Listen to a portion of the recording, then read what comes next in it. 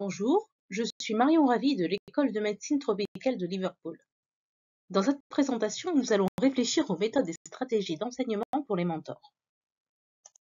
Nos objectifs sont de décrire différentes méthodes d'enseignement et de comprendre comment elles peuvent s'appliquer pendant le mentorat, puis de réfléchir à la manière dont nous pouvons développer et mener une session d'enseignement interactive.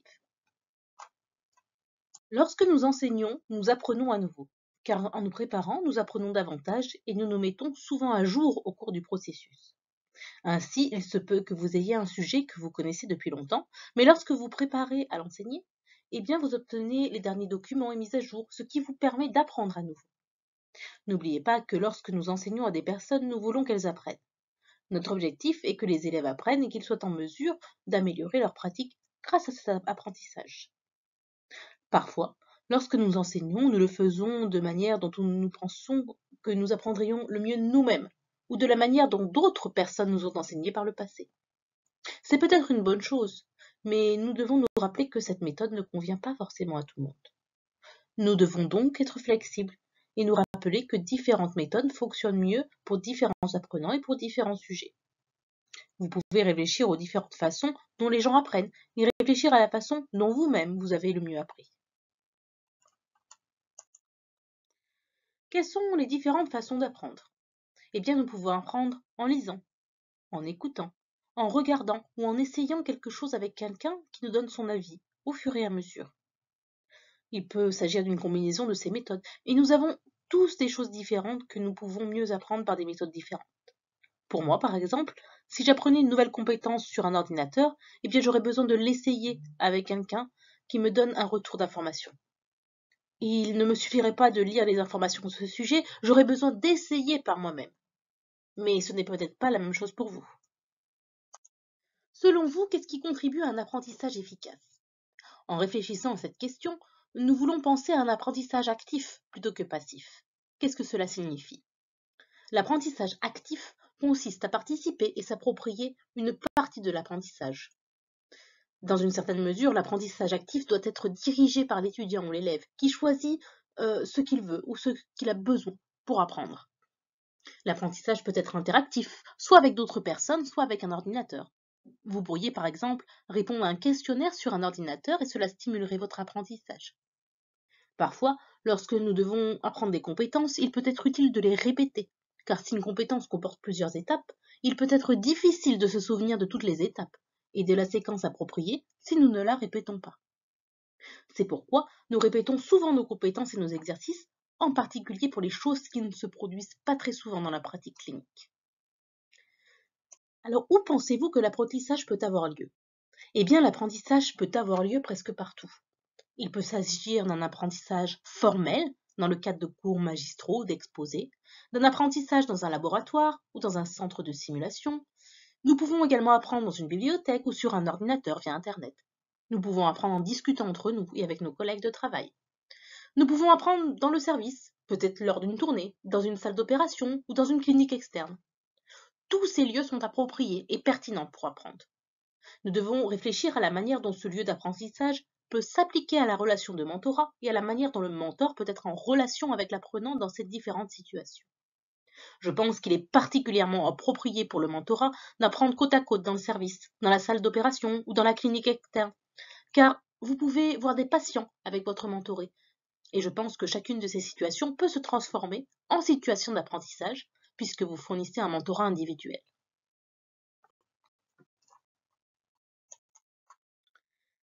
Pouvez-vous penser à différentes méthodes d'enseignement que vous connaissez? Je vous laisse une minute pour y réfléchir et vous pourriez écrire quelques méthodes d'enseignement que vous connaissez. Il existe en effet de nombreuses méthodes d'enseignement et d'apprentissage, et je viens d'en énumérer quelques-unes, mais je suis sûre qu'il en existe d'autres. Il y a donc les cours magistraux ou les conférences, les exposés, les discussions en petits groupes, l'apprentissage basé sur des cas, où l'on prend un cas clinique et on l'utilise comme base de discussion et d'apprentissage, des ateliers spécifiques, ou des devoirs, comme l'apprentissage autodirigé, ou encore des devoirs à faire à la maison. Et d'une certaine manière, c'est ce que vous êtes en train de faire en m'écoutant. D'autres méthodes incluent des séminaires, de l'apprentissage par le biais de jeux. Avec un apprentissage par problème, eh bien vous commencez par un problème spécifique, puis votre apprentissage en découle. C'est souvent la façon dont les étudiants en médecine sont enseignés de nos jours. Par exemple, on peut commencer par un problème tel que l'asthme et apprendre ensuite toute la physiologie, l'anatomie et la pathologie des poumons, ainsi que la pharmacologie des traitements de l'asthme. Nous pouvons apprendre en regardant des démonstrations. Nous pouvons apprendre en participant à des débats, à des jeux de rôle, à des séances de réflexion ou de brainstorming, à des scénarios et des simulations, en regardant des vidéos, en visitant des établissements lors de voyages d'études, en faisant des recherches sur Internet ou en apprenant des compétences côte à côte avec d'autres personnes. Il existe donc de très nombreuses façons d'enseigner et d'apprendre, et elles ont toutes leur place pour les différentes compétences et connaissances que nous devons acquérir. Réfléchissons maintenant aux inconvénients et avantages de certaines méthodes d'enseignement les plus couramment utilisées. Nous allons particulièrement réfléchir à la démonstration clinique, à la manière d'enseigner une compétence ou à la simulation à l'aide de mannequins, au jeu de rôle dans un scénario ou aux cours magistraux. Commençons par une démonstration de compétences. L'animateur doit tout d'abord faire la démonstration de la compétence, peut-être sur un mannequin ou dans la vie réelle. Idéalement, il devrait commencer par faire la démonstration sans rien dire, afin que les participants puissent simplement regarder et qu'ils utilisent toutes leurs capacités visuelles et ne soient pas distraits par un quelconque son. Ensuite, l'animateur doit faire une nouvelle démonstration, mais cette fois-ci en expliquant chaque étape au fur et à mesure. Pour la troisième étape, l'animateur doit exécuter la compétence pendant que les participants font des commentaires sur ce que l'animateur devrait faire par la suite. Enfin, le participant doit exécuter la compétence tout en expliquant au facilitateur ce qu'il est en train de faire. Cependant, ce processus en 4 étapes prend beaucoup de temps et il n'est souvent pas possible de passer par chacune de ces étapes. C'est pourquoi nous laissons parfois de côté les étapes 1 et 3 et nous passons la démonstration de la compétence par le facilitateur, accompagné de commentaires, à l'exécution de la compétence par le participant, tout en expliquant ce qu'il est en train de faire. Une fois que certaines compétences ont été acquises, il est possible de progresser en passant par des modèles et des mannequins et ensuite en allant aux vrais patients. C'est un bon moyen d'apprendre sans mettre les patients en danger en pratiquant diverses compétences. Par exemple, la réflexion d'une épisiotomie pourrait être une compétence qu'on pourrait apprendre de cette manière, d'abord à travers des mannequins. Il est bon d'avoir un cycle continu de pratique, de retour d'informations et de pratique de ce qui devrait suivre l'apprentissage de la compétence au cours du processus de mentorat. Le mentor doit donner un retour d'information à l'étudiant ou à la personne qui apprend la compétence afin qu'il puisse s'améliorer continuellement. Et le mentor peut également encourager le retour d'informations généré par l'étudiant lui-même. Scénario et formation par simulation. Les participants apprendront de cette manière en faisant et parce qu'ils apprennent en faisant. Les compétences que les participants peuvent développer de cette manière comprennent les compétences de communication, ainsi que des compétences cliniques, en matière de documentation, ou encore en conscience de la situation. Alors, qu'entendons-nous par conscience ou reconnaissance de la situation? C'est tout simplement ce qui se passe autour de vous. Il ne s'agit donc pas de mettre des œillères et de penser à un problème particulier, mais de tout prendre en compte. Le jeu de rôle est un outil d'apprentissage très utile. Il est particulièrement utile pour l'apprentissage des compétences de communication. Vous pouvez choisir des participants pour qu'ils jouent différents rôles. Cela peut s'avérer particulièrement utile, par exemple pour apprendre aux gens à annoncer une mauvaise nouvelle, à prodiguer des soins maternels respectueux ou à obtenir un consentement éclairé. Les cours magistraux ou les exposés sont très utiles car ils permettent d'atteindre un large public, ce qui les rend très efficaces pour le transfert de connaissances. Cependant, ils peuvent être un peu moins efficaces pour la mémorisation et moins utiles lorsqu'il s'agit d'appliquer des situations pratiques. Les exposés nécessitent une préparation stratégique importante pour que les mentorés puissent en tirer le meilleur parti. Alors, comment pensez-vous pouvoir rendre un exposé plus efficace?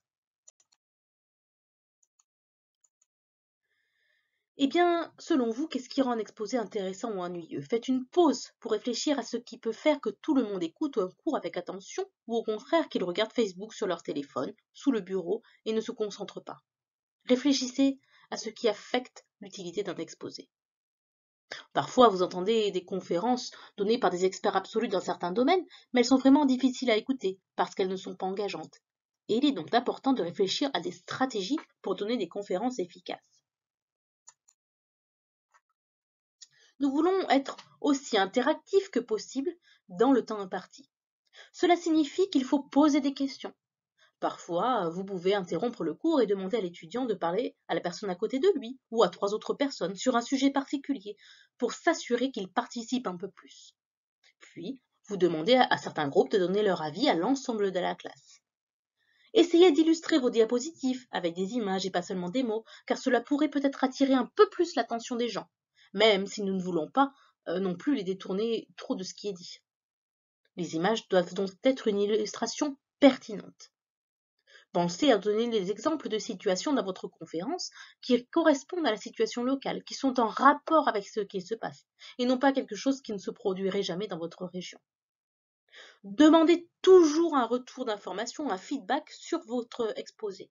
Il est très utile de faire écouter vos cours par un père, un collègue, qui peut vous donner un retour d'information efficace et utile, afin que vous puissiez améliorer vos compétences en matière d'enseignement.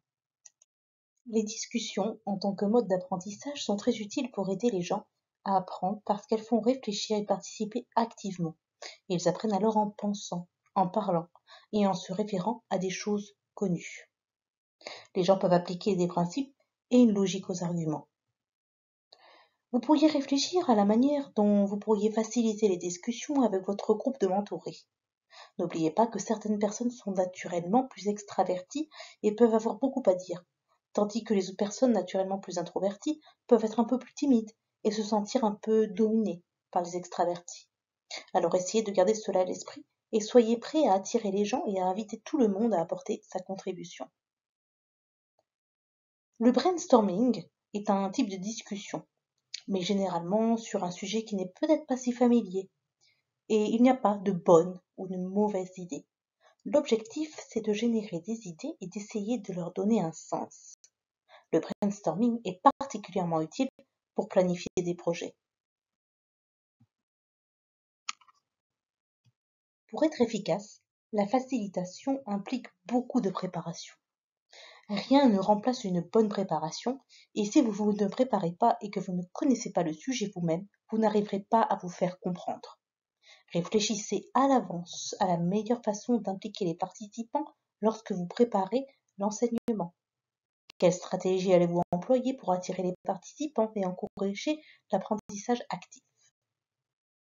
La session que vous organisez, quelle qu'elle soit, doit toujours comporter les 3 éléments suivants. Tout d'abord, la préparation et la présentation, qui constituent le point de départ et dans lequel vous devez énoncer les objectifs de la formation et les objectifs de l'apprentissage. Il est très important de dire aux participants ce que nous voulons qu'ils apprennent, ce que nous voulons qu'ils retirent de la session. Il se peut que vous puissiez établir un lien avec la session précédente qu'ils viennent de suivre et s'appuyer dessus. L'autre chose à faire est de s'assurer que l'équipement dont vous avez besoin est prêt. Il ne sert à rien de le sortir au fur et à mesure. Assurez-vous qu'il est prêt et en bon état de marche avant de commencer. La deuxième partie consiste à animer la session, étape par étape, et à vérifier au fur et à mesure que les participants ont bien compris ce que vous essayez de leur enseigner. Il faut penser à rythmer la session pour respecter le temps imparti, et au moment de conclure, il est très important de résumer et de rappeler aux participants ce qu'ils ont appris au cours de la session, puis de faire le lien avec la prochaine session qui aura lieu dans le courant de l'année si nécessaire. Dites donc aux participants ce qu'ils vont apprendre et assurez qu'ils l'apprennent et le comprennent, puis dites-leur ce qu'ils ont appris et quels sont les points clés à retenir. C'est une très bonne chose de donner aux gens des points clés sur lesquels ils peuvent se concentrer, car parfois, lorsqu'ils vont d'une session à l'autre, eh bien, ils ne se souviennent pas plus tard de ce qu'ils ont appris, à moins que vous ne le résumiez efficacement. Quel que soit le type de méthode d'enseignement que vous utilisez, appliquez ces 3 étapes.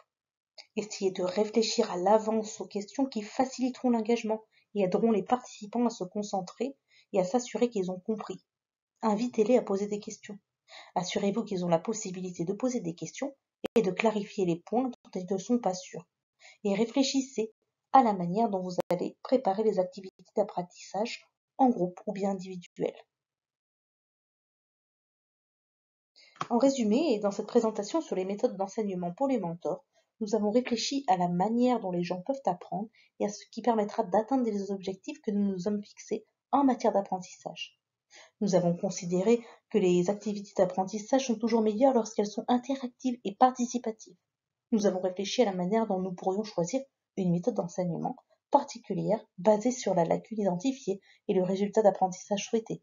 Par exemple, les compétences pratiques, les compétences de communication ou l'attitude, ou encore une combinaison de tous ces éléments.